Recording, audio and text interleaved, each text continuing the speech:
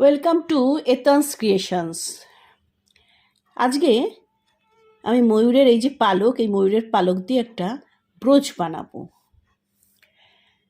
এই ময়ূরের পালকটা প্রথমে আমি একটা প্লাস্টিকের ওপর আঠা দিয়ে লাগিয়ে নিয়েছি, কিছুটা পোর্শন কেটে নিয়েছি, ময়ূরের পালকটা এদিকেও কেটে নিয়েছি, কারণ বাদবাকি পোর্শন আমাদের দরকার নেই।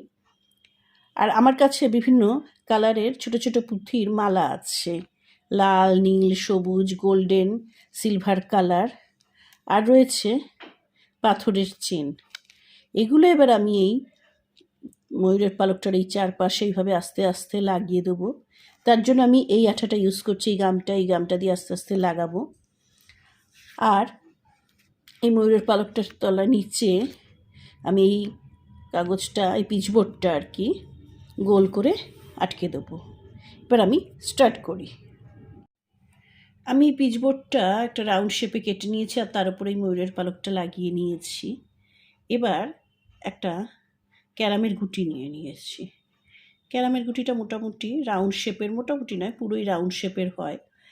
তো এর চারদিকে আমি এই গাম লাগাবো।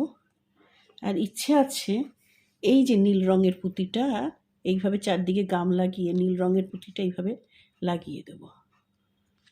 আর তারপরে এইটা সরিয়ে দেব, এইভাবে সরিয়ে দেব। যাই হোক, আগে আমি এর চারপাশে গাম লাগাই। গাম লাগিয়ে তারপরে নীল রঙের পুঁতিটা লাগাবো, লাগিয়ে এটা সরিয়ে দেবো, দেখি কেমন লাগে। আমার ব্রোচটা বানানো কমপ্লিট হয়ে গেছে। এই চারপাশে এই যে ব্লু, গ্রিন, একটা পাথরের রেড, এরকমভাবে আমি পুরো কমপ্লিট করে ফেলেছি ব্রোচটা। আর পেছনে একটা ব্রোচপিন গাম দিয়ে লাগিয়ে দিয়েছি। বেশ কিছুক্ষণ রেখে দিতে হবে, শুকিয়ে গেলে পরে একদম শক্ত হয়ে যাবে, তখন আর খোলার চান্স থাকবে না। পেছনে পিচবোর্ড লাগিয়েছিলাম, তার পেছনে আমি একটা কাপড় লাগিয়েছি, তারপরে এই পিনটা লাগিয়ে দিয়েছি। কাপড় না লাগালেও হয়, এই পিচবোর্ডের ওপরও লাগানো যায় ব্রোচ পিনটা, তবে আমি কাপড়ের ওপর লাগিয়েছি দেখতে যাতে ভালো লাগে।